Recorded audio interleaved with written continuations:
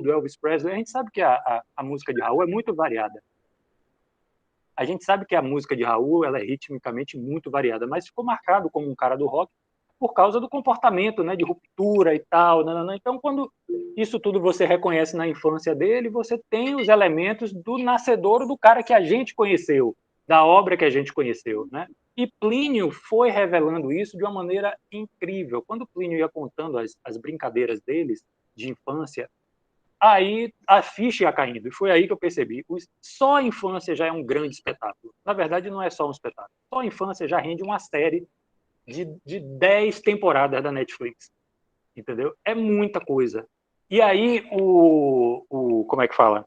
O Plínio, ele revelava coisas do tipo, quando ia dormir, estava só os dois, aí eles começavam a criar as viagens pelo tempo e pelo espaço. Criavam, vai viajar para o futuro, vai viajar para o passado, vai para o centro da Terra, vai explorar os limites do espaço sideral. Eu lembro de Plínio me dizer, a gente ia explorar os limites do universo, entendeu? Então, ali estava a chave da coisa toda, entendeu? E o personagem Melo, por exemplo, era um personagem criado por eles, tá na dramaturgia, mas era do jogo deles. Era Melo, o cientista maluco da cabeça deles, que vinha e trazia a missão. Vá para o futuro, vá para o centro da Terra, tem uma coisa para você resolver em tal lugar. Era Melo, uma criação deles. Então, é uma dramaturgia que reúne essas coisas, né?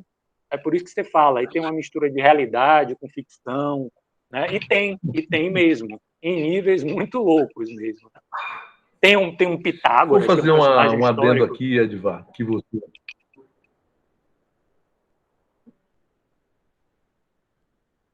Não, Pitágoras, entrou aí, eu entrei. Termine, Edvar, porque eu vou fazer uma Não, não. observação, mas que não tem nada a ver com nada. Então, é uma dramaturgia que tem um personagem criado por Raul e Plínio, que é o Melo. Agora, tem um personagem que eu criei, que eu tenho muito orgulho de ter criado esse personagem, que é Luna, que é a líder rebelde do futuro, que é aquela que tem as visões e que ela entende a relação da humanidade com a tecnologia de uma forma que eu até hoje acho muito bacana. Gosto muito daquele texto. Acho que ele, mesmo tendo sido escrito há mais de 10 mil anos atrás, ele permanece com uma força de Black Mirror, né? Então, é isso. Vou Rapidinho. fazer uma Rapidinho. observação. Diga, Alex. Então, seria, na sua concepção, o dionisíaco seria essa visão, esse abstrato, essas viagens que foi formando os dois, e seria o apolíneo a métrica, o texto, o esquema de dramaturgia para chegar ao seu objetivo. Eu tenho momentos que são bem carnavalescos, né?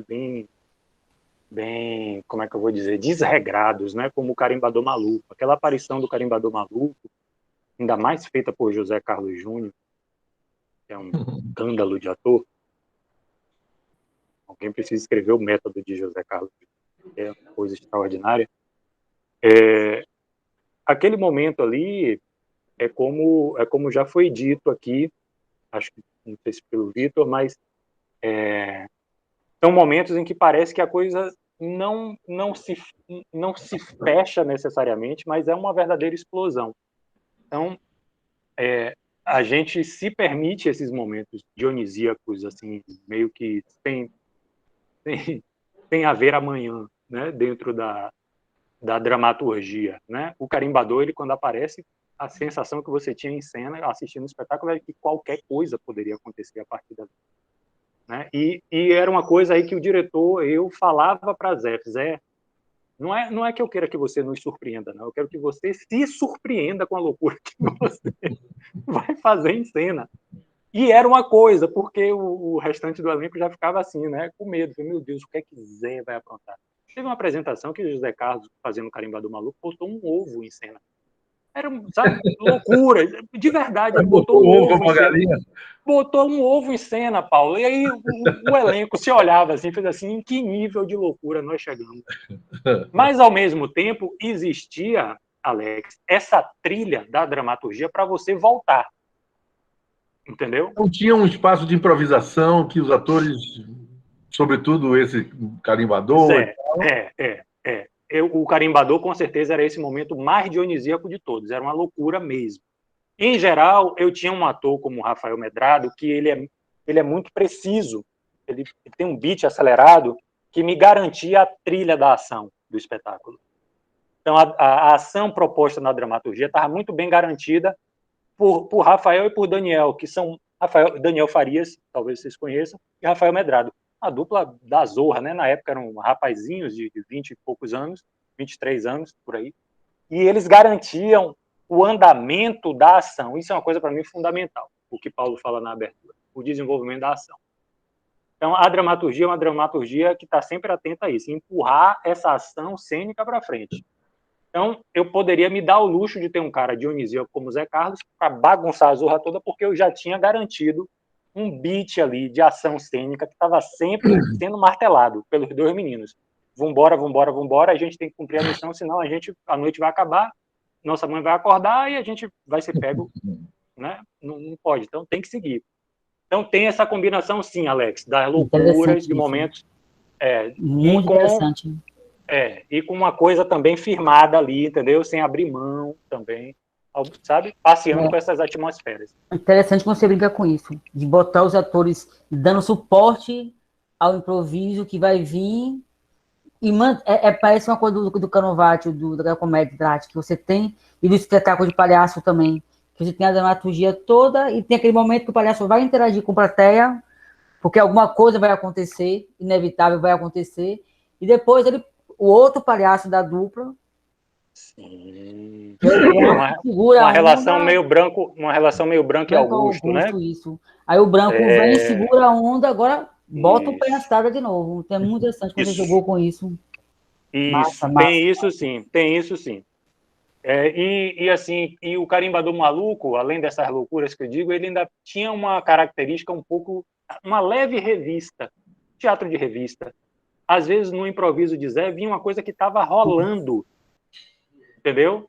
Um acontecimento, entendeu? Por exemplo, agora, Nossa Senhora, Zé Carlos tinha matéria para deitar e rolar, né? Com essa CPI aí da Covid e tal, enfim, poder fazer loucuras, entendeu?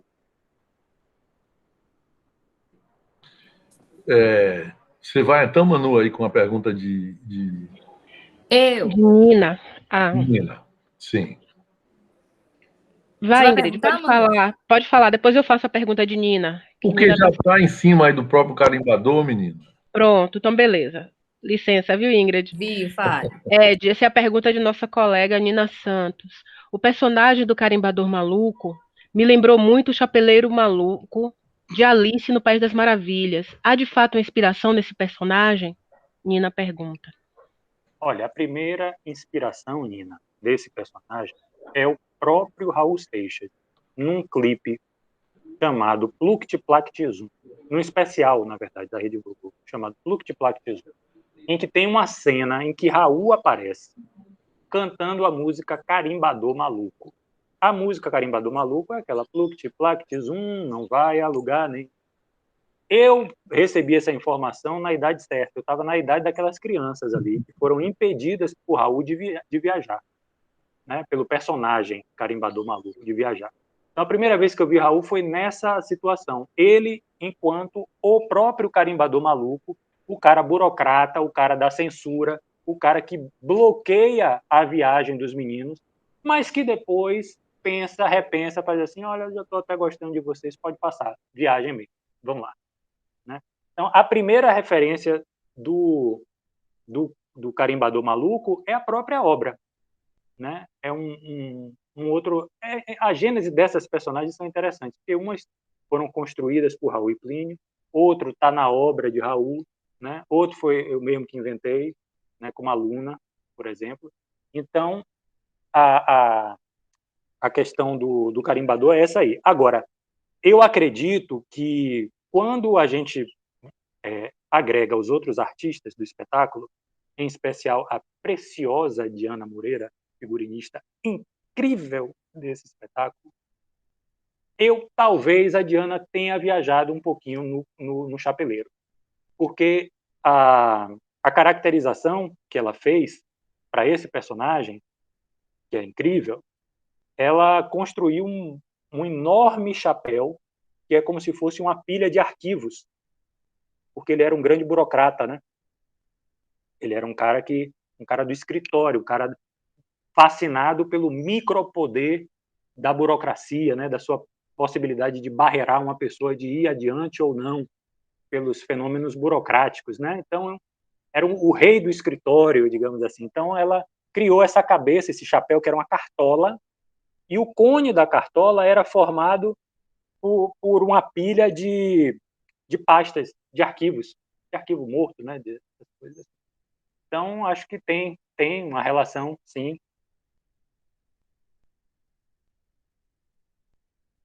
Quem vai? Quem vai? Eu, Ingrid. Ingrid, diga. Deixa eu abrir minha câmera, só um minutinho. Foi? Foi. Oi, Edgar, prazer. Meu nome é Ingrid. Oi. Eu queria falar que eu adorei o seu texto. Foi um texto muito fluido. Eu li rapidamente, eu lia rindo. A gente comentou também quando você não veio, todo mundo gostou. Foi um texto assim super gostoso e a cabeça queimando para ver como é que isso acontecia em palco.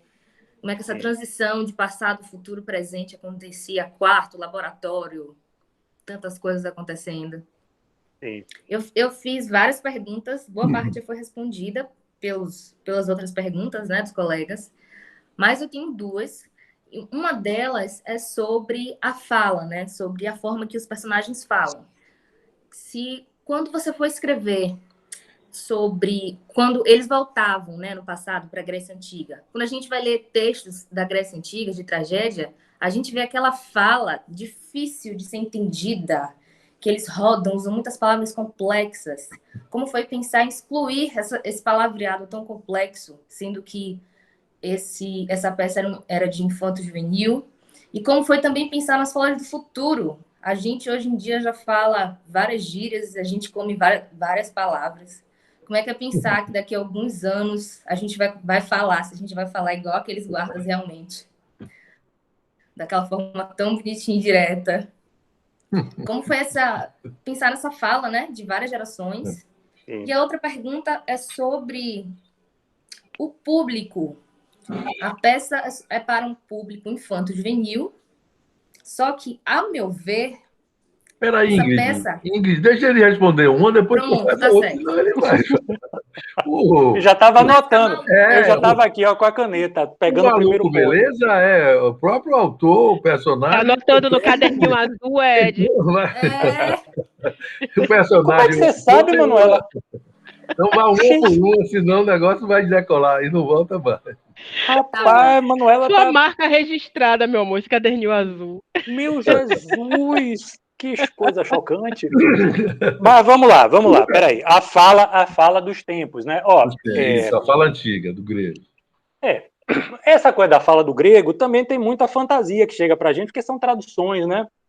Você imaginar que esses gregos, que ao mesmo tempo escreviam tragédias e escreviam comédias, né? E depende muito da mão de quem traduz, né?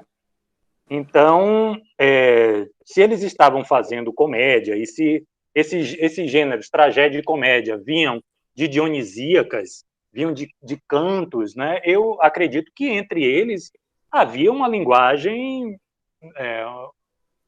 acessível, uma linguagem popular. Tá aí Paulo Dourado, aí sim o cabra para falar sobre as dionisíacas, sobre tragédia, sobre comédia, aí tá aí o cara para poder, né? Mas eu entendo que Eles leram, a Edgar, linguagem... eles leram as Hans e Ai, Édipo que Rei. legal. Então, criou aí a poética, as Hans e Édipo Rei, criou uma sinergia de conteúdos aí, E as Hans Sim. traz justamente essa linguagem chula, bem popular, bem Sim. acessível. Então, observem que no nosso texto, quando ele vai para o passado, Raul ele fala como Raul, como o cara da década de 60, 70. Né? Tem o Plínio que ele se preocupa em fazer uma certa mediação. Como se trata do Pitágoras, o principal interlocutor, então ele é um professor da escola pitagórica, então eu mantenho uma certa erudição no Pitágoras, mas que não é uma coisa inatingível. Agora, tem momentos em que eles celebram um rito a Cronos. E nesse momento do coro grego evocando Cronos, aí você tem uma construção mais, como é que eu posso dizer, mais lapidada, mais preocupada em falar com palavras mais trabalhadas, mais elaboradas, entendeu? Mais escolhidas, né? Até porque aquilo precisa funcionar com uma lógica de coro, e a lógica de coro determina uma escrita. Determinadas palavras não vão caber bem na boca de 10 pessoas falando ao mesmo tempo. Então, isso determina, né, a poética. Então, inclusive, Zé Carlos era um cara que falava muito desse momento, da fala de Cronos, porque nesse momento ele era coro, ele adorava aquilo. Ó, Cronos, Deus do tempo, divindade tão poderosa quanto remota, o quê, tá. Então, nesse momento, a gente embarca num linguajar que vai beber lá da tragédia. Mas na conversa, muitas vezes, entre Pitágoras e Raul, que eles estão ali negociando, cantando repente, estão entre eles ali se conhecendo, eu acredito que se aproxima muito da linguagem da comédia, da própria comédia deles, gregos. Uhum. E aí, sim, mas você pergunta também sobre o futuro, né, essa linguagem atravessando os tempos. Eu mantenho o Raul sempre falando o português dele da década de 70. Ele está sempre ali usando gírias daquela época, pode escrever e tal. Ele usa pode escrever tanto na Grécia como no futuro também, né? Agora, no futuro, essa linguagem, porque a gente prevê esse futuro de repetição, né? Esse futuro em que a liberdade do ser é muito tolhida, então fica uma linguagem meio eletrônica e de sempre uma voz meio máquina, né? Então, naquele momento ali em que o Plínio ele está sendo coagido, que ele é torturado para poder se tornar um repetidor, né? Tem ali uma coisa meio que eletrônica e um looping repetindo e nananã, nananã, que se parece muito com sonoridades, né, do nosso momento e que está apontando de uma certa forma para isso nas próprias músicas eletrônicas e tal, né? Tem uma coisa assim, né? Parece remitente, assim, batendo, querendo entrar na cabeça e tal. Então, que eu lembre, na linguagem da fala deles, essas referências de passado e futuro entram mais ou menos assim. Isso, é isso mesmo. E a outra pergunta era sobre o direcionamento do espetáculo, né? O espetáculo, ele é direcionado para um público infanto-juvenil, só que, a meu ver, a mensagem que o texto quer passar, que a ensinação quer passar, ela não vai chegar a crianças menores de 10 anos. E eu queria saber se isso foi proposital, foi uma isca para atrair adultos que levem crianças ao teatro. Isso vai fazer com que as crianças se encantem mais pelo que eles veem e os adultos entendam o conteúdo. Ou, se não, você escreveu uma peça realmente baseado em personagens crianças que queriam fazer uma viagem para o futuro e o público infanto-juvenil foi uma consequência. Olha, eu me apaixonei por Raul com essa idade, com 11, 12 anos. Com 11, 12 anos, eu comecei a viajar nos grandes temas de Raul, como a liberdade do ser, né, a discussão de questões da humanidade, né? Então, eu entendia que o tema do nosso espetáculo, eu acho que eu poderia chamar de uma busca pela liberdade do ser, né? De quebra de padrões, de repetições e tal, né? E essa busca pelo seu eu e você ter coragem de ser o que você é e tal. Isso tudo está na obra de Raul e eu acho que talvez seja o eixo, né, desse espetáculo, que termina com Sociedade Alternativa. Então, eu acho que esses são temas que eu já me sentia interessadíssimo na minha adolescência, né? E acredito que para a criança isso também chega de alguma maneira, porque ela está ali absorvendo o mundo, né? Pode não estar absorvendo no nível de cognição das palavras que a gente agora, já adultos, estamos habituados, mas ela está ali por osmose captando tudo. Então, aquela experiência, né, onde você tem aquelas personagens, né, naquela luta para libertar o mundo de sistemas opressores, eu acho que isso, de alguma maneira, chega para as crianças também. Agora, claro, que tem uma dimensão da comunicação, da linguagem visual do trabalho, que encanta muito também as crianças, né? E a gente sempre entendeu que o espetáculo ele era mais juvenil do que infanto, vamos dizer assim. Mas mesmo os pequenos curtiam também, porque o trabalho que foi feito, né, com toda a linguagem visual do espetáculo, com a poética visual do espetáculo, foi um trabalho que a gente teve a felicidade de ter muito apuro, né? Então, aquela coisa dos trajes espaciais, né, a máquina do tempo, né, o Melo, que para a gente era tipo um samurai, era um sábio chinês, né? Então, tudo isso, quando ia se juntando, acabava seduzindo também os pequenos. Eu queria mesmo falar para pessoas em formação, sabe, Ingrid? Talvez não pequenininhos, muito pequenininhos, mas, sabe, acho que nesse momento em que eu me seduzi pela coisa, que foi também na minha pré-adolescência, já seria muito bem-vindo um trabalho assim, entendeu? Mas você estava consciente disso? Foi uma opção que você tomou antes de escrever o texto? Ou isso tudo veio se apresentando na medida que você foi escrevendo? Eu acho que desde sempre, viu, Paulo?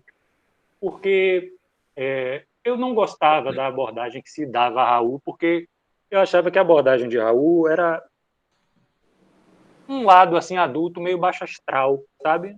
Não é nem dele especialmente, eu digo assim, da curiosidade das pessoas adultas, justamente pelo lado punk junk de Raul.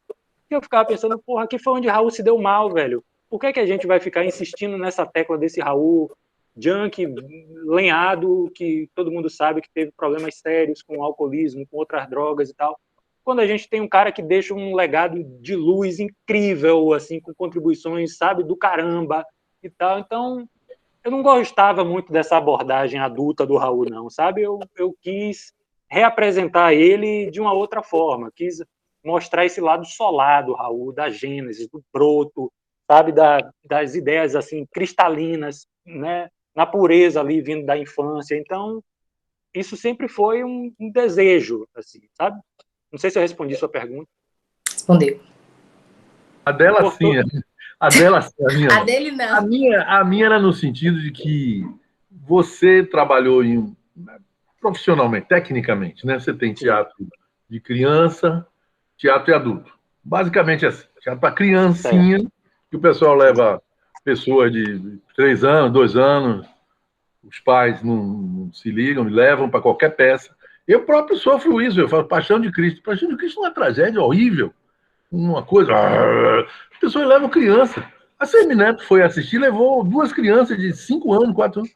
A criança sai de lá apavorada, um homem sendo crucificado, tomando porrada, gritando, aqueles gritos horríveis. E as pessoas não têm o mínimo discernimento de que aquilo não é uma coisa para criança. Tanto que à noite, exatamente, para nós do teatro, é um código definido, uma coisa noturna, não é para criança. Mas a quantidade de gente que leva a criança para assistir Paixão de Cristo, vocês não fazem ideia. É uma quantidade considerável. E eu estou dando o exemplo do prefeito exatamente por ser o Mauricinho da Graça, o cara que foi criado com toda requinte, não é nenhuma pessoa de origem humilde nem nada. Ele não tem o discernimento de entender que não poderia levar 2 crianças para sentar na primeira fila, na segunda fila. Para ver Cristo ser açoitado. E aquele sonzão de tragédia. Aquele horror. Aquelas crianças vão ficar apavoradas com o teatro. Uma maluquice. Então, o teatro tem isso, entendeu? Então, tanto você quanto João Sanches, eu falei um pouco disso. Vocês atuam em nichos que não são normalmente os nichos explorados. Aí eu estou falando explorado no sentido de cultura mesmo, no mundo teatral. No mundo teatral, você faz teatro para criança, pequena, e para adulto, velho. Então, pouca gente faz teatro para gente de 20 anos, pensando num público de 19, 20, 21 anos, e João Sanches faz isso.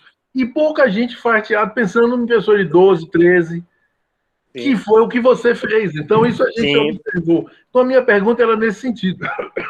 Pode não ter sido consciente, entendeu? Não, isso não diminui nada. Isso, não, eu sei. Eu estou trazendo para os meninos essa coisa, que o artista, ele tem essa sintonia que escapa a ele mesmo. O que é que ele está fazendo, ele só vai entender mesmo depois. Aqui, o público é que... Com o público é que ele vai ver direito o que foi que ele fez. Então, se a pergunta era, você decidiu fazer uma peça para meninos de 12, 13, 14 anos, ou você saiu assim? Para mim, você me disse que saiu, mas seria importante, assim, se você... Olha, eu queria causar um efeito, Paulo, do tipo Jorge Lucas com Guerra nas Estrelas. Sim, eu acho que isso define uma idade, entendeu? Sim, eu não vou dizer a você que eu elaborei o discurso a partir das referências teóricas de com 12 anos eu trabalho com isso, isso e isso. Sim. Entendeu? Mas eu queria atingir esse momento aí, entendeu? Sim. Essa pré-adolescência aí, eu acho que é um alvo que eu não escapei dele, não. Acho que acabou saindo isso aí mesmo. De magia, de descoberta, né? E tem agora tem isso que ela fala também, que ela traz, assim, com o assunto Raul, a reboque você traz os adultos. Isso é estratégia também. Você está na sumiu estratégia do espetáculo. Você desligou sua câmera, viu? Não, tá aparecendo. Ele vai estar aí para você? Para mim, não. Para mim, ele sumiu. Bom, tá certo. Então, pronto. Quem vai? Posso fazer a minha agora? Claro. É o seguinte, eu queria te perguntar uma coisa. Como é que foi o processo da primeira montagem do espetáculo? Como foi o primeiro espetáculo? Como foi a estreia? Como foi você ver a sua dramaturgia feita no teatro, feita no palco pela primeira vez? Tá. No caso do Maluco Beleza, né? Sim. Olha, isso foi um presente do universo.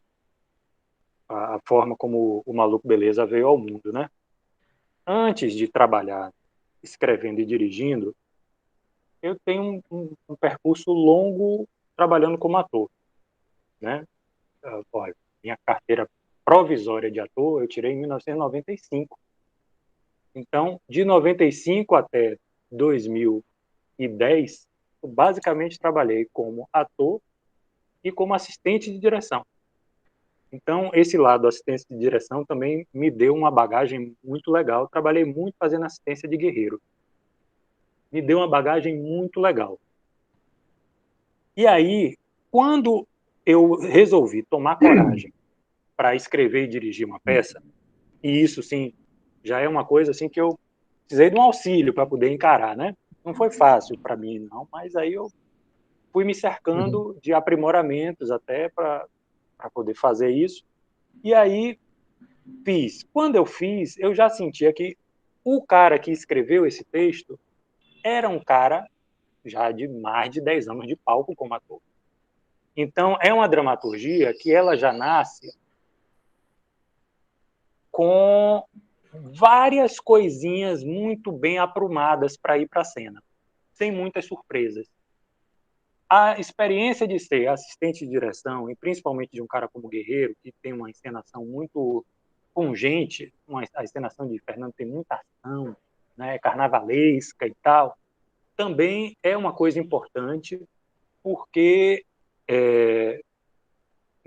me fez enxergar, desde sempre, uma coisa muito importante, que o segredo da encenação, o grande segredo para mim, tá? Olha, Paulo é o mestre, mas, para mim, eu resolvo praticamente tudo com a escolha do elenco. Então, quando eu juntei isso, né, a uma escrita que já tinha um lapidar de quem teve por mais de uma década no palco como ator, e a consciência de que a definição do elenco era praticamente resolver o jogo, eu investi muito nessas duas coisas. Então, quando eu fui encenar, foi muito de boa, cara. Muito de boa. Ainda mais numa estrutura como a do Teatro Castro Alves, com o núcleo do Teatro Castro Alves trabalhando para que o espetáculo saísse o melhor possível. Então, eu posso te dizer que foi tipo assim um sonho. Foi muito legal, né? Praticamente nada voltou, assim, não teve nenhum retrocesso no processo de encenação, né? A gente conseguiu sempre deixar bastante tempo para os artistas aprimorarem seus trabalhos, todos eles, os atores, as atrizes, o cenógrafo, a figurinista, né, a iluminadora. Então, tudo caminhou de uma maneira muito, muito bacana e, no final das contas, eu fiquei feliz com o resultado, sim.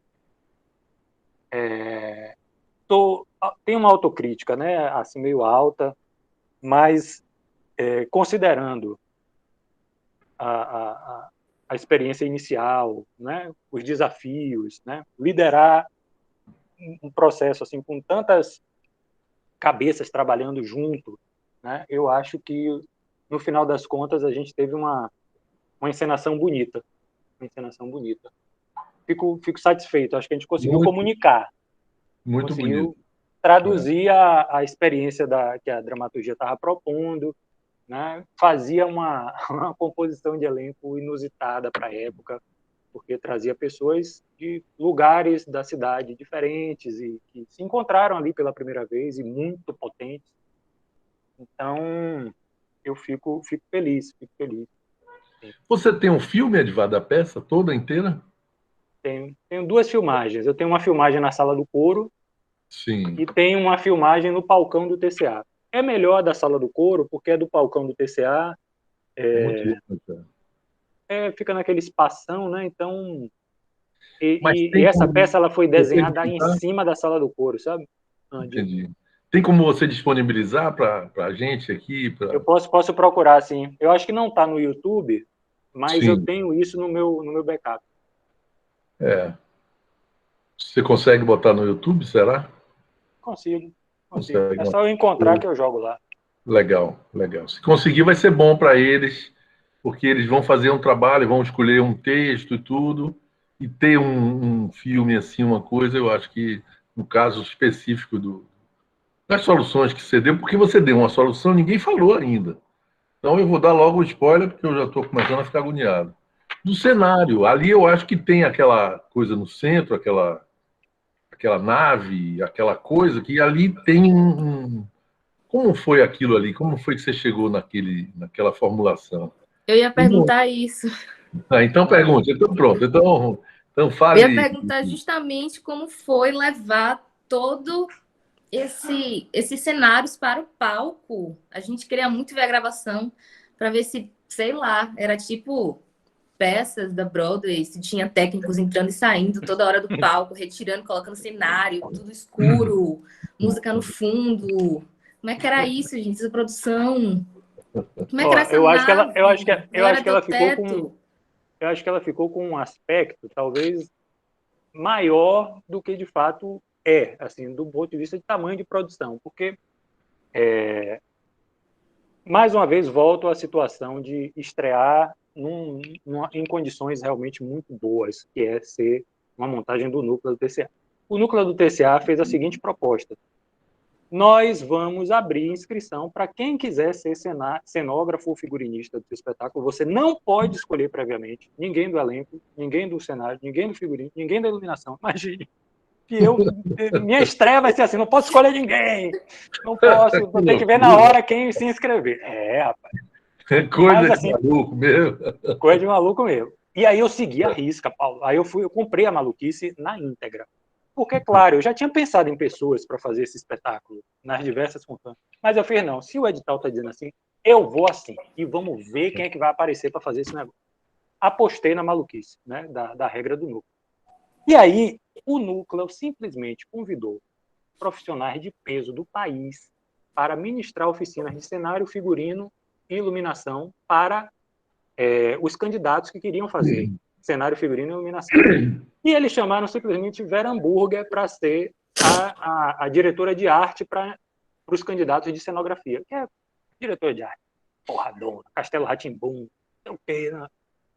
Pois é. E aí, os candidatos, os nossos cenógrafos da cidade, se inscreveram e fizeram propostas. Eu tinha dado à Vera uma prancha de referência Disse, Vera, quando eu penso no espetáculo, na imagem do espetáculo, eu penso nessas coisas aqui. Mandei um monte de comédia Max, com a Zorra. Mandei, sabe, várias referências para ela. Fiz aquela prancha que costura um monte de coisa, mandei. Pronto. Ela trabalhou em cima daquilo ali. E aí, no final das contas, quem apresentou a proposta que mais namorou com esse conceito foi Rodrigo Frota. E foi Rodrigo Frota que fez aquela proposta daquela estrutura metálica que parece meio que uma cabeça, parece uma nave, é ao mesmo tempo o guarda-roupa, o quarto dos meninos, a cama em cima, não sei o que, tá, entendeu? E aquilo ali, aquele coco, né, aquela nave, é tudo. Aquela nave, ela é onde o Melo vai surgir, é aquela nave que vai virar a Grécia, entendeu? Gira a nave, ela vira outra coisa. Então, tudo entendeu? Então, tudo é resolvido na nave. Desmonta, tira todos os elementos da nave, vira o escritório do carimbador maluco. Aí encaixa assim um telefone, encaixa não sei o que e tal. É tudo na nave. Então, fica parecendo que é realmente uma coisa muito grande, mas é um verdadeiro quebra-cabeças que o Rodrigo Frota fez para que ela fosse tudo. Ou seja, é como se tudo aquilo tivesse dentro daquele coco, dentro daquela, meio que a cabeça de Raul, né? Tá tudo ali.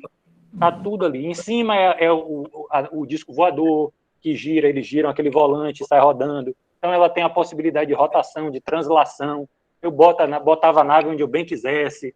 Né? Então a possibilidade de encenação daquele elemento é muito boa. E a Cidade do Futuro é que é uma saída brilhante também da combinação de Rodrigo com Fernanda Paquelê, que fez a iluminação, que é fazer uma cidade inteira com skyline de tira de LED.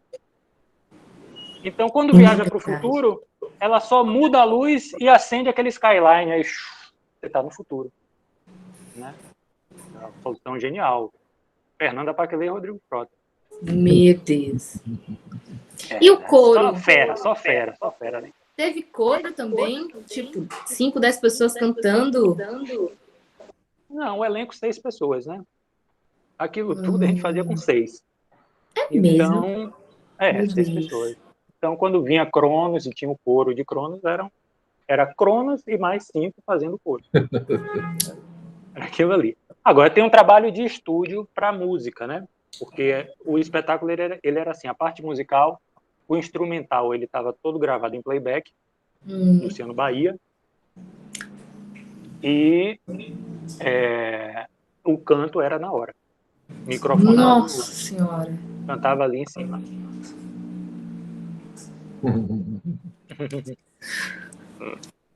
Eu queria fazer uma pergunta no gancho de Victor, que ele falou sobre como foi a primeira encenação, né?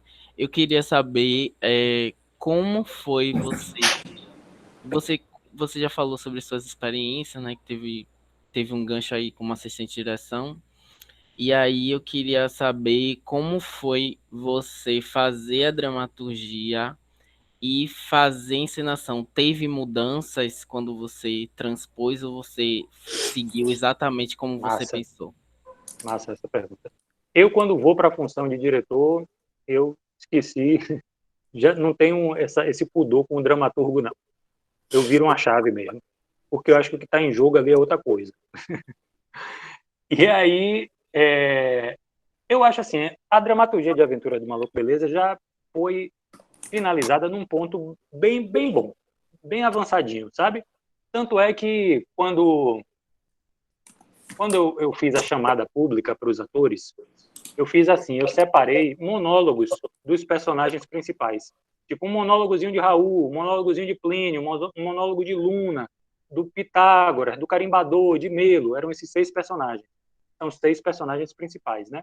Tem muita coringagem para fazer coro. E aí eu disponibilizei esses textos.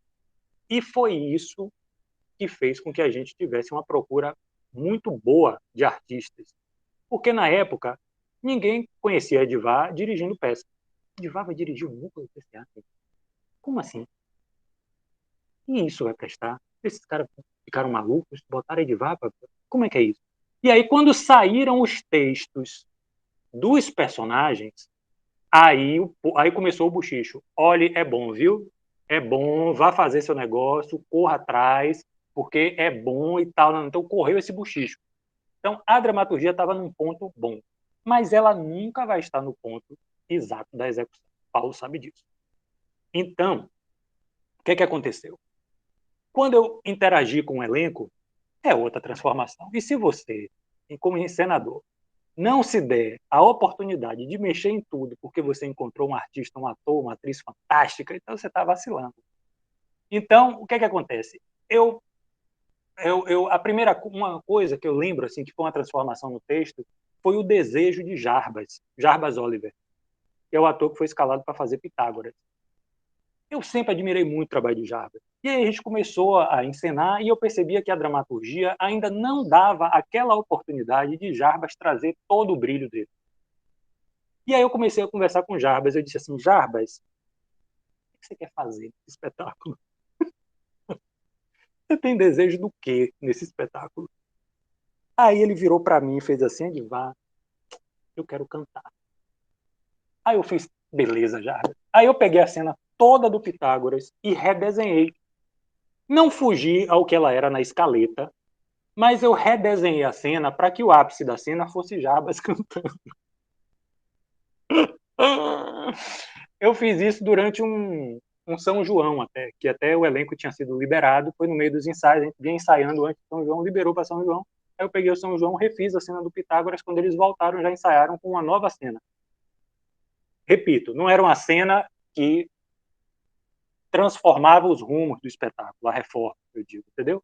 Mas o desenho da cena agora estava melhor traçado para que o ator rendesse a plena potência e fazendo uma coisa que ele queria muito. Isso, para mim, é fundamental na direção. Os artistas estarem em prazer em estar fazendo aquele trabalho e tal. Então, por coisas como essa, eu meto mão numa dramaturgia para poder modificar, entendeu?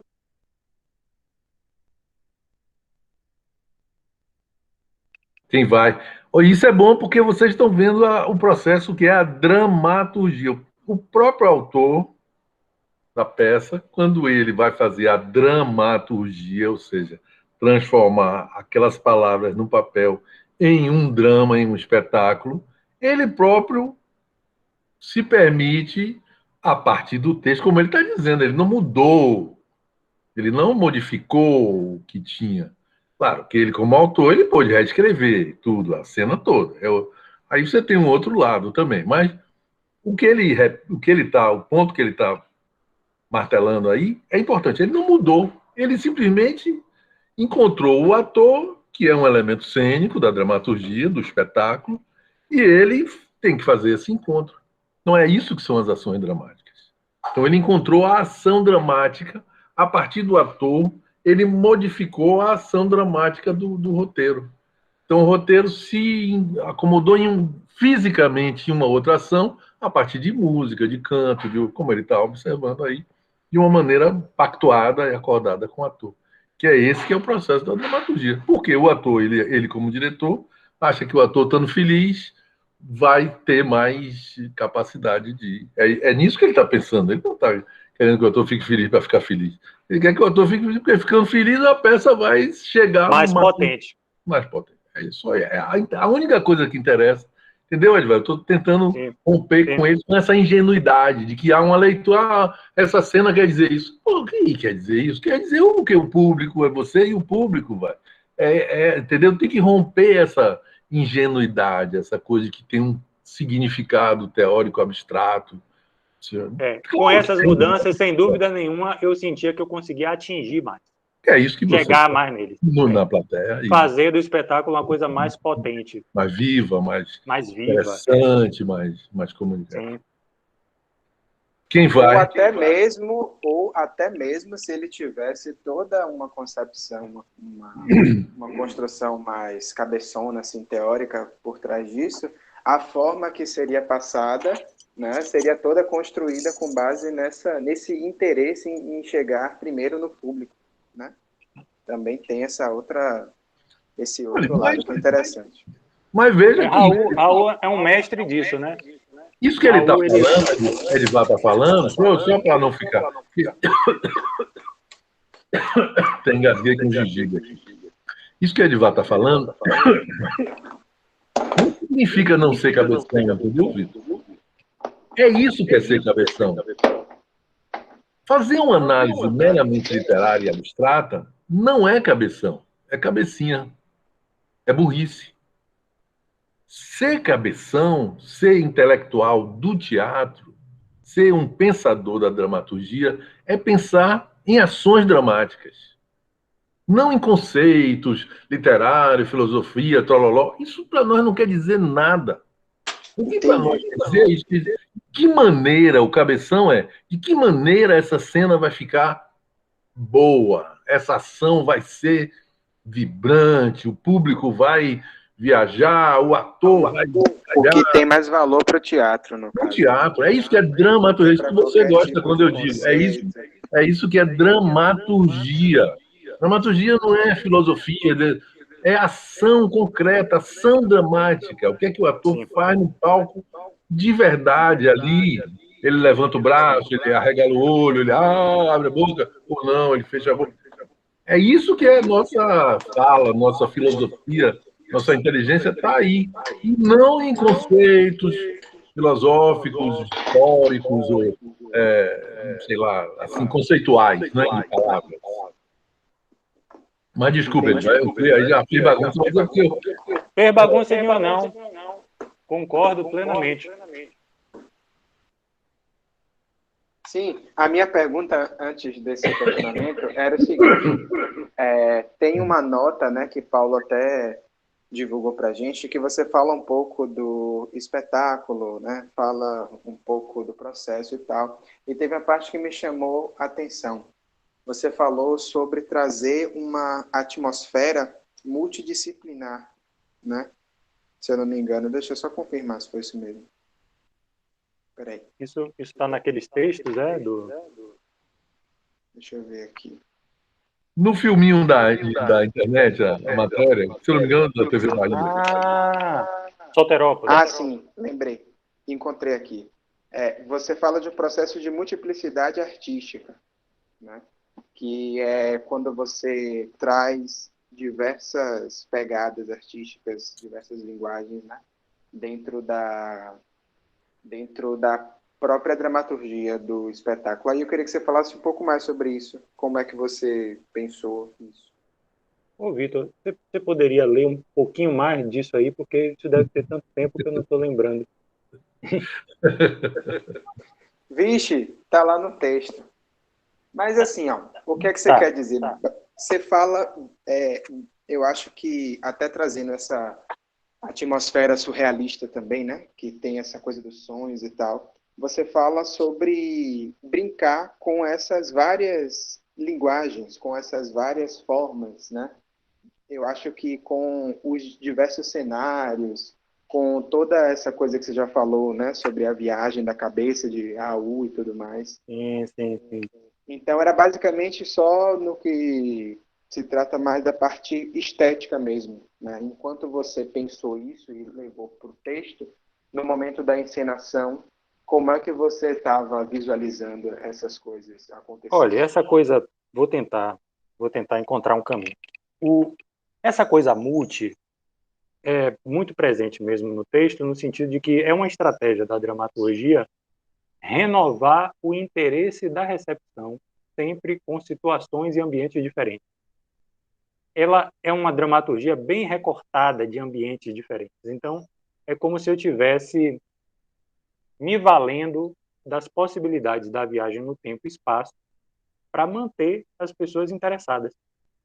Porque eu estou num quarto, tranquilo, tá, todo mundo de boa, não sei o quê. Pum, de repente, aparece um laboratório e aparece um cientista maluco que é um chinês. Que diabo é isso? Né? E aí, daqui a pouco tem uma viagem no tempo. Né? Então, outro estímulo visual e de situação. Né? Aí, daqui a pouco, para na Grécia. É a Grécia ou não é? O que lugar é esse e tal, não sei o quê. Aí, daqui a pouco, corta para o futuro. Parece um filme, parece edição de filme. Corta para o futuro para mostrar onde eles deveriam ter chegado. E aí capturam Luna. E aí volta para a Grécia. Entendeu? Então, observe que nessa opção da dramaturgia de estar sempre trocando de cenários, eu estou causando um efeito na recepção que para eles vai ser absolutamente instintivo, que é o tempo todo. O que está acontecendo aqui? O que é isso aqui? Como assim? É Grécia, não é? Viajou para o futuro? O que é isso? Então, nessa possibilidade múltipla da viagem no tempo e do espaço, você segura o povo lindamente.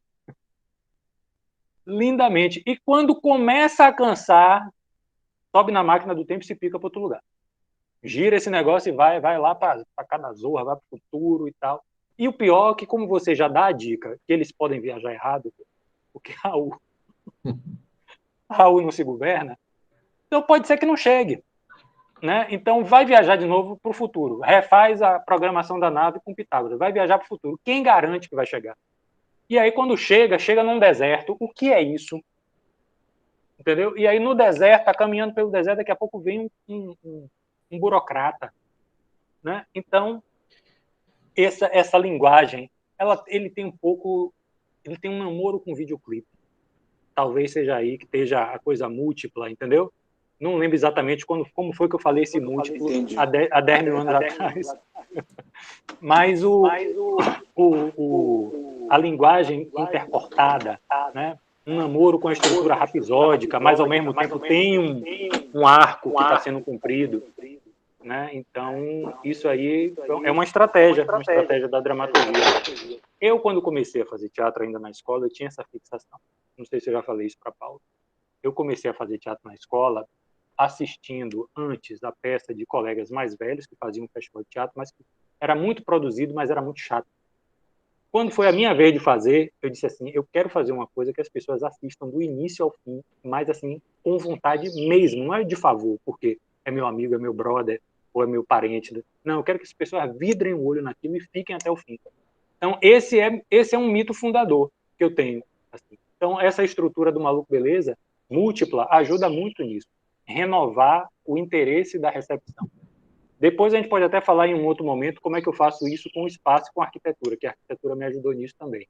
Mas no Maluco Beleza, que é uma encenação do ponto de vista espacial um pouco mais comportada, a dramaturgia e a viagem no tempo ajudam muito nisso, na renovação do interesse. Ótimo, mesmo ótimo. Você tendo falado isso na época de Pitágoras, deu para entender. Deu para entender sua viagem.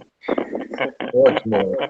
Vitor, então, voltando, retomando o meu martelado, minha ladainha. É isso que é o cabeção.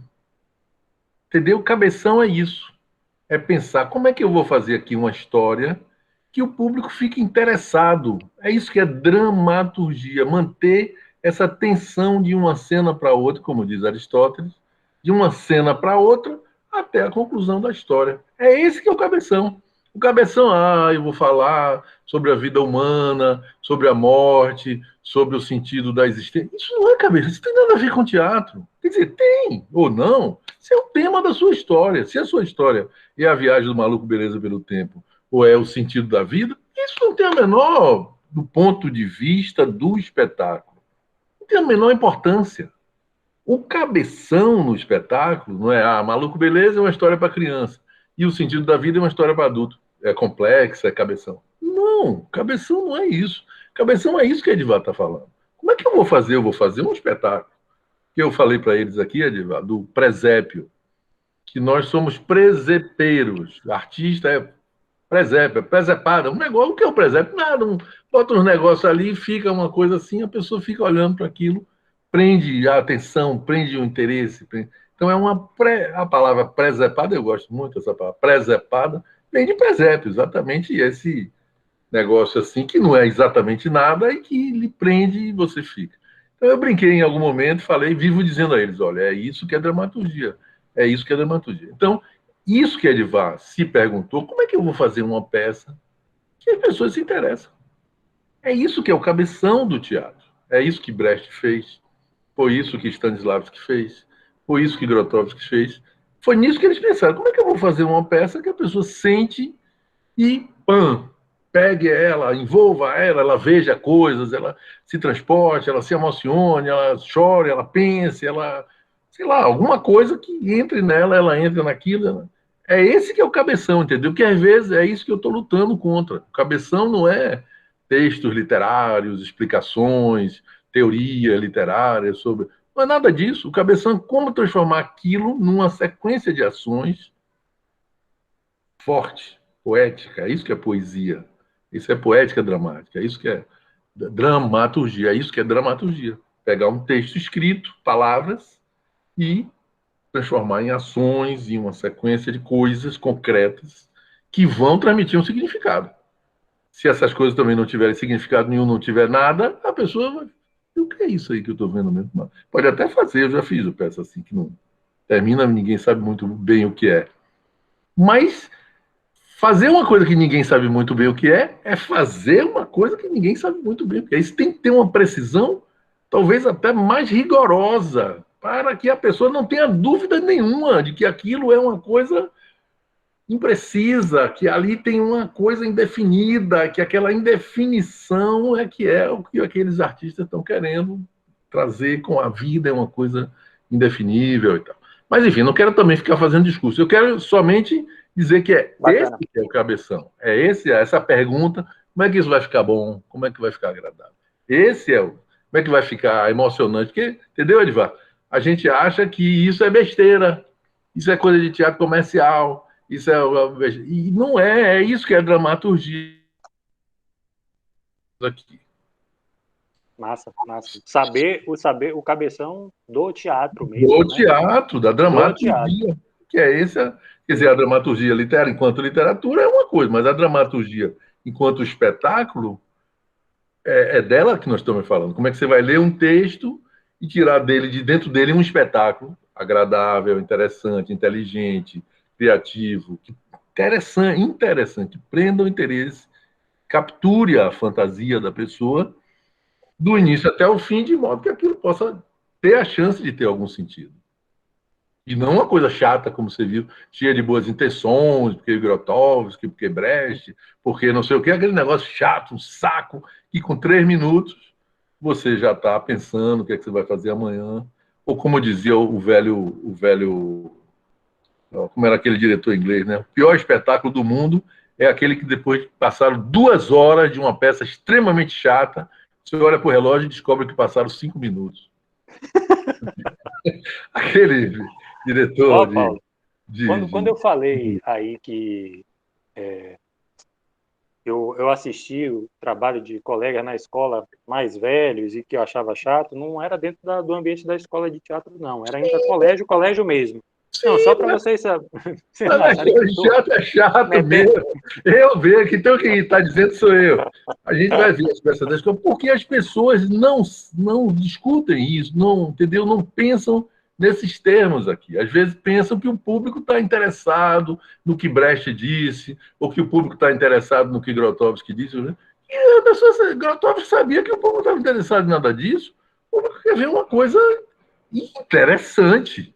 Não em filosofias ou ideias ou intenções de que a arte deve ser assim ou deve ser assado, ou que isso é besteira. O público o público quer se divertir, o público quer curtir, quer ver uma coisa inteligente, quer ver uma coisa instigante, é isso que o público quer, não ficar teorizando.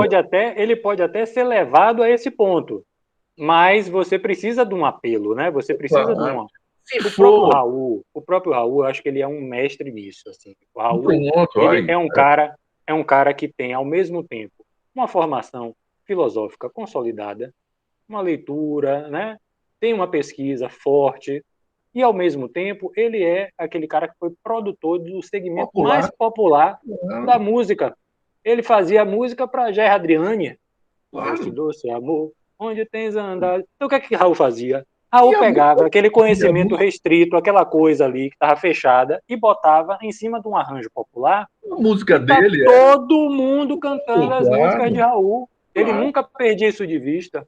Ele nunca perdia que ele estava falando para milhões de pessoas, né? Ele é o próprio exemplo. De A a Z. O cara tinha música romântica, tinha música brega, tinha rock and roll, tinha forró. Não se limitava a uma estética, o cara... Música pornô. Ele fazia... Não se limitava, isso mesmo, Alex. E chegava usava lá, de tudo. Música de terreiro. Música de terreiro, música na sopa. Música. Pornô! Botar aranha para verdade. brigar, não sei o quê. Música, música pornô, tipo música pornô, música com duplo sentido, Sim. pornográfico. Tem várias de culhambada. Mas, enfim, quem vai agora? Quem mais? Estou me metendo muito, né? Não vou. Mas é porque eu queria dizer um negócio que eu estou Não, mas foi querendo. legal. Queria dizer um negócio que eu sou de Itapajipe também, como o Raul, né? Então eu vi, menino, via Raulzito e seus Pantera. Vocês não sabem nem o que é isso. Era a formação original do conjunto de Raul Seixas, do tempo de Gerry Adriane, que ele era igual a Gerry Adriane. Depois foi que ele se transformou. Ele era um tipo imitador de Gerry Adriane, de Vanderlei Cardoso, um pouco com a Elvis. pegada rock. Então, Raulzito e seus Panteras e tal, eu via muito ali no Sesc do Lago do Papagaio, tinha festa domingo, a gente ia de tarde, matinê, paquerar, menino, eu menino com 10 anos, e tinha aquele negócio ótimo lá. E Itapajipe tem uma confraria, né? Armandinho é de Itapajipe, tem uma turma de artistas importantes da Bahia que vem de Itapajipe, Regina Dourado, minha irmã, e tantos, o Jorge Alfredo, tem uma turma grande que vem de Itapajipe. E lá tinha várias coisas interessantes. Entre outras coisas, tinha um grupo que estudava discos voadores. Porque isso está na sua peça o tempo inteiro. Só que vocês talvez não saibam que isso era sério. Não era disco voador, esse negócio. Não era, para nós, não era uma coisa de lenda, de ficção, de literatura, de teatro, não. A gente estudava isso. Eu participei de um grupo de discos voadores que Raul Seixas participou também. O grupo de Paulinho Marciano. Nós tínhamos uma conexões em Itapajipe de várias pessoas que estudavam o negócio de disco voador com espiritualidade, com seres de outras dimensões e tudo, seriamente. Eu vi disco voador, filmamos disco voador. Eu participei disso durante muito tempo. E outros, Gilberto Gil participou, Gal Costa, e Raul Seixas também tinha um vínculo com isso. Então, isso aparece na peça de Edivar, e Edivar não tinha falado nada, né, mas isso existia. Existiam esses grupos. Esqueci o nome do outro cara, porque Raul passou pelo grupo de Paulinho Marciano, mas depois ele saiu. Ele era ligado a outra turma. E eram turmas que se hostilizavam e tudo, eu não me lembro mais direito. Eu era mais menino também, eu sou bem mais jovem que Raul, né? Então, eu sou de uma menina e tudo, então não. Mas quando eu cheguei, já tinha, esses grupos já existiam, e era uma coisa séria, era real. E, e a gente estudava isso junto com a ideia de que o mundo ia se transformar, que a arte, a cultura, a espiritualidade, tudo isso, que é essa coisa múltipla que Edivar está falando aí também, espiritualidade, arte, poesia, ciência, tudo isso ia ter um entrelaçamento, uma simbiose, uma coisa que iria gerar um outro mundo melhor e tudo. E, enfim. É um elemento também que eu queria colocar aí na roda, porque a coisa da nave é uma coisa muito forte e Sim. toda essa coisa do tempo, embora não tenha nenhum ET nem nada disso, mas tem essa coisa de outras dimensões, de outro tempo, que era verdade. Para nós, tudo isso era concreto, não era fantasia, ficção científica, nem nada disso. Pronto, não digo mais nada. Quem vai? Quem pergunta? Queria fazer um comentário sobre o que você falou aí, né, da Cidade Baixa, né? Sim. Ou amar da Cidade Baixa, né? Eu acho que território fundamental, né? Então, esse Raul da Cidade Baixa era uma coisa também muito, muito presente no desejo da dramaturgia e da encenação.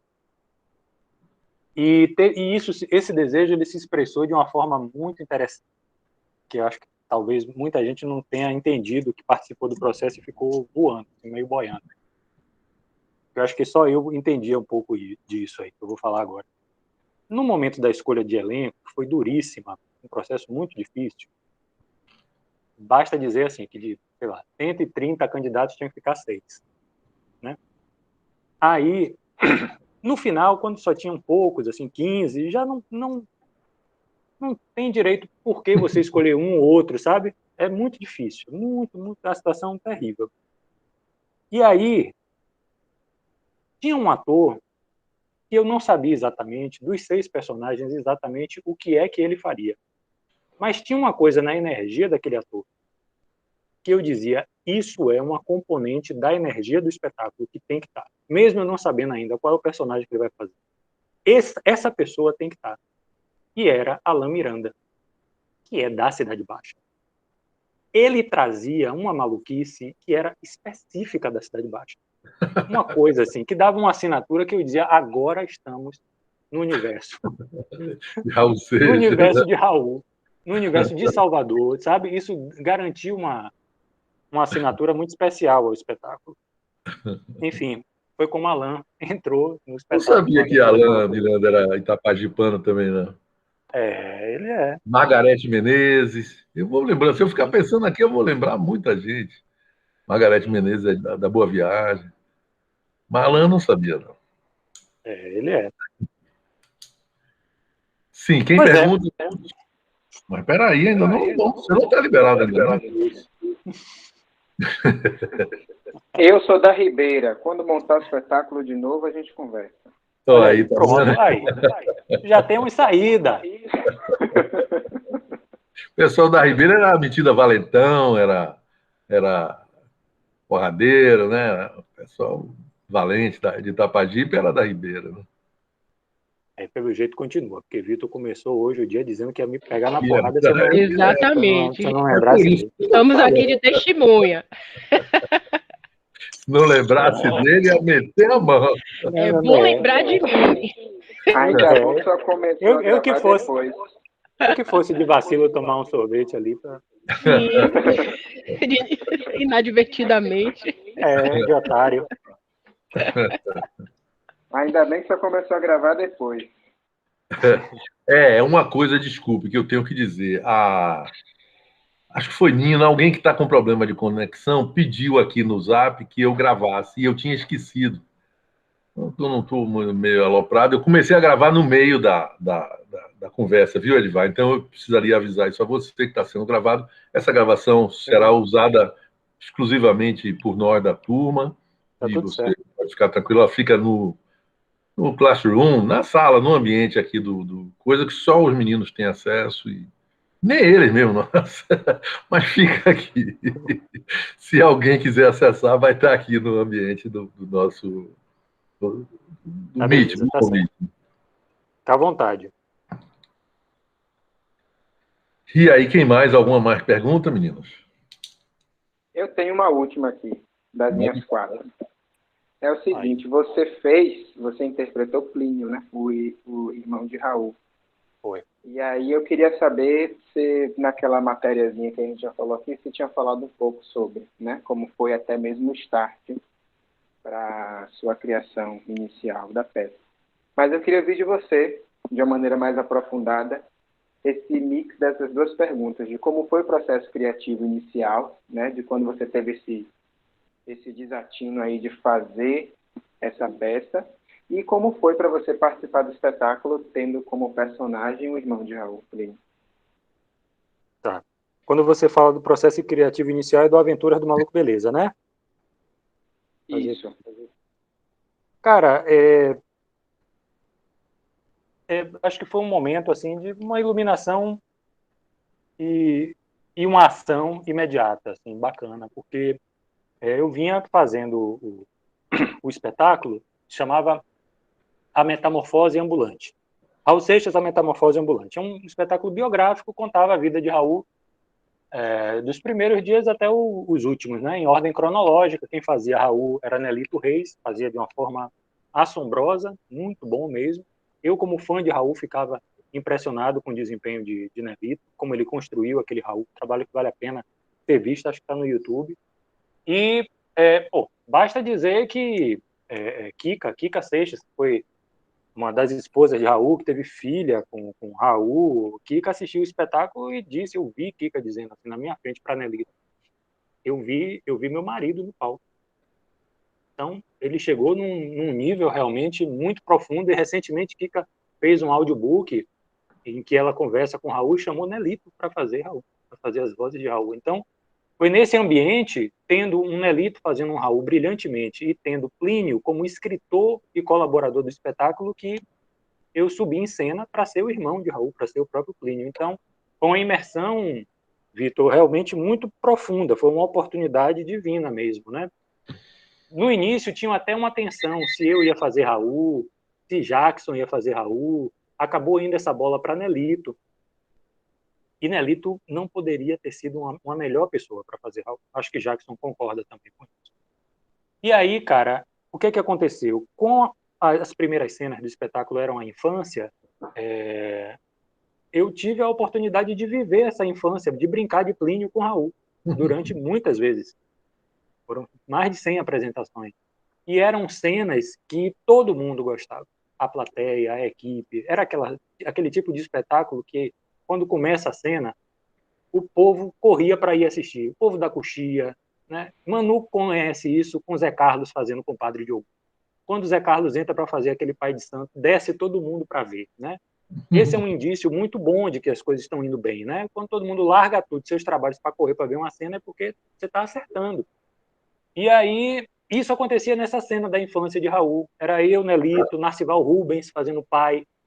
Então era uma cena que pegava fogo, digamos assim. E fiquei com essa sensação de que só aquele momento da infância era um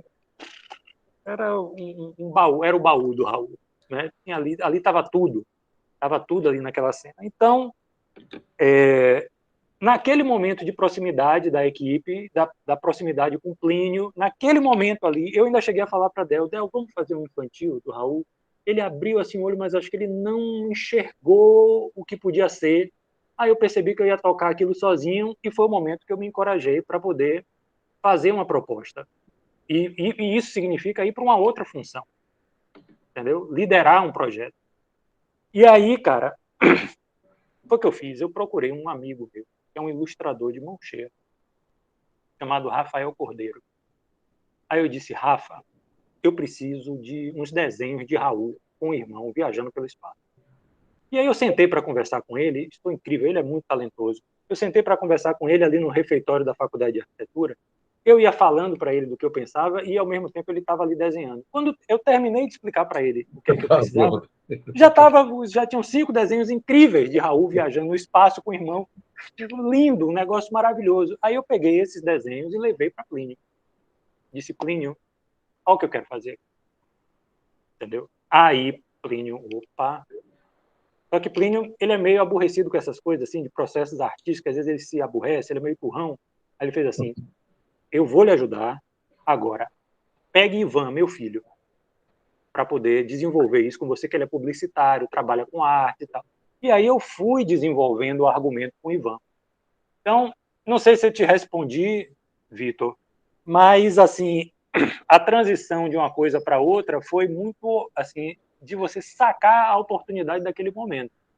Ter a ideia e ter o peito, a cara dura de propor, entendeu? E aí, durante um bom tempo, eu fiquei só tentando obter recursos. Não foi da noite para o dia que apareceu o núcleo do TCA. Essa conversa toda que eu tive com Plínio, com Deolindo, os desenhos com Rafael, isso deve ter acontecido. Isso aconteceu, acho que em 2005 ou 2006. A peça só estreou em 2010. Ou seja, sabe? Bota no Faz Cultura, não consegue o patrocinador. Ou consegue um patrocinador que quer que você dê um golpe lá para poder não pagar os 20%, então não vai fazer. Bota no Fundo de Cultura. O Fundo de Cultura estava passando por uma mudança muito grande, estava partindo para o apoio aos grupos, o Fundo de Cultura não quis. Volta para o Faz Cultura. Quando eu já estava desistindo, aí alguém virou para mim e disse assim, o TCA vai abrir um edital para infantil. Eu disse, pô, bicho, já tomei tanto pau com a Aventura de Maluco, beleza? Não vou fazer, não. Aí um amigo fez assim, velho, o projeto não tá pronto. Tá. Então, irmão, vá lá, bote. Aí eu gastei uma tarde. O projeto estava tão pronto, Paulo, que eu gastei uma tarde, um turno, numa produtora, para inscrever e submeter. Até a produtora-chefe fez assim, gente, acabou? Foi? Já, tá pronto, era só precisar do seu CNPJ. Só precisava do seu CNPJ. Foi. Aí ela, quando me viu sair, ela ainda comentou assim, rapaz, tenha medo dessas coisas assim, viu? E aí foi. Pronto. Dias depois, o diretor do teatro liga para dizer, foi aprovado, o Aventuras do Maluco Beleza. Aí começamos essa etapa da vida de escrever e dirigir. Legal, legal. Ótimo, ótimo. E aí, meninos? Então, ficamos por aqui, né? Alguém quer dizer mais alguma coisa, mais alguma questão, algum elogio a Edvar? Fãs, Vitor? Tendencioso. Mais alguma Só ameaça? agradecer. Alguma ameaça. Realmente Abraçar e agradecer, né? Abraçar e agradecer. É isso só... aí, Edvar. É isso aí, meu velho. Muito obrigado, viu, pela presença mais uma vez. Ótimo, conversa ótima, tranquila. Essa ideia da intimidade, da carpintaria, da parte orgânica, do interior, da organização, do processo criativo, essa intimidade assim que nos interessa, que os meninos precisam ver para a gente romper um pouco com essa coisa ingênua, uma visão ingênua de tudo isso. Viu? Bacana, bom ver você aí Tô vendo que tem falando. muita coisa aqui no chat, né? Mas eu não consegui ver. Miriam também agradecendo e ela dizendo que foram muitos aprendizados. Valeu, Miriam. Realmente foi uma tarde muito coisa... proveitosa. Maravilha. A gente vê a peça, o que a gente leu, o que a gente viu por esse lado, né? Pois é, por isso que eu queria, inclusive, garantir isso de Muito que bom. você depois libera o filme, Edvar. Depois a gente vai voltar, eu vou voltar a lhe cobrar isso, lhe lembrar, viu? Para você, pode deixar.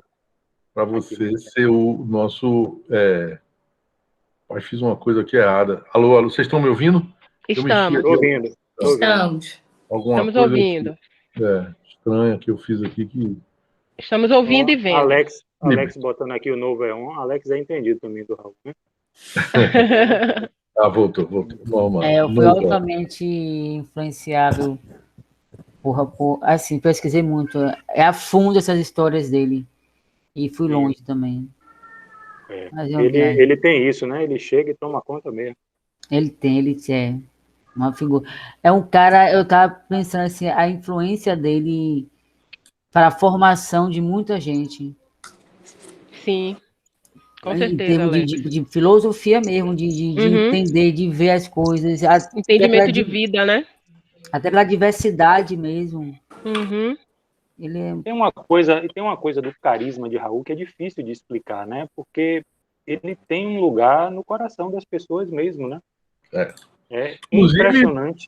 Camadas populares, camada de pessoas com baixa escolaridade, camada de pessoas que não têm intelectualização sobre nada disso, tem esse carinho. Ele consegue comunicar. Fortíssimo com Raul.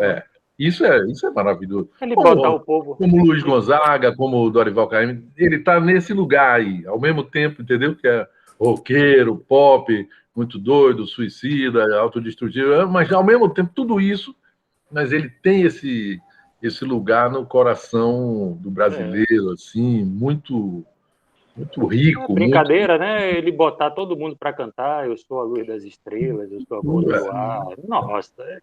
Maluco, beleza.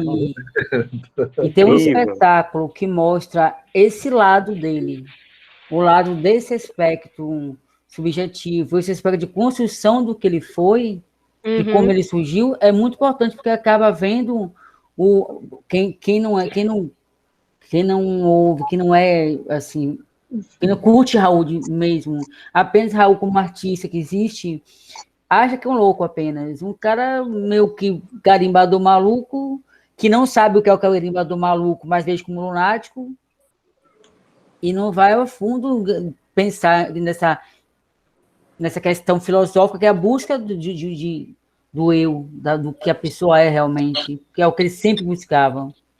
Eu me lembro até nos últimos discos dele com Marcelo Nova, ele questionando isso. Um mundo que está o tempo inteiro para trás e que não se olha nunca. Então, esse espetáculo realmente valeu. Assim, é um espetáculo que realmente mostrou uma visão muito massa dessa relação do homem consigo, com o mundo dos sonhos, com o mundo do áurico. Valeu. Só agradecer. Edvar, quer dizer mais alguma coisa? Dizer que eu estou às ordens. Legal. Se precisarem, estou por aqui, Obrigado. à disposição. Maravilha. Se quiser trocar outra ideia, estamos aí, viu? Eu que agradeço a oportunidade, gosto muito de falar desse projeto.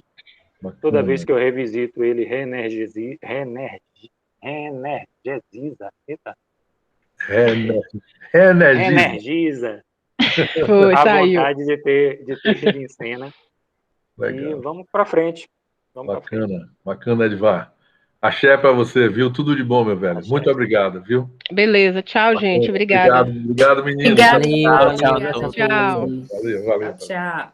Até a próxima. Tchau. Beijo. Edvar? Oh.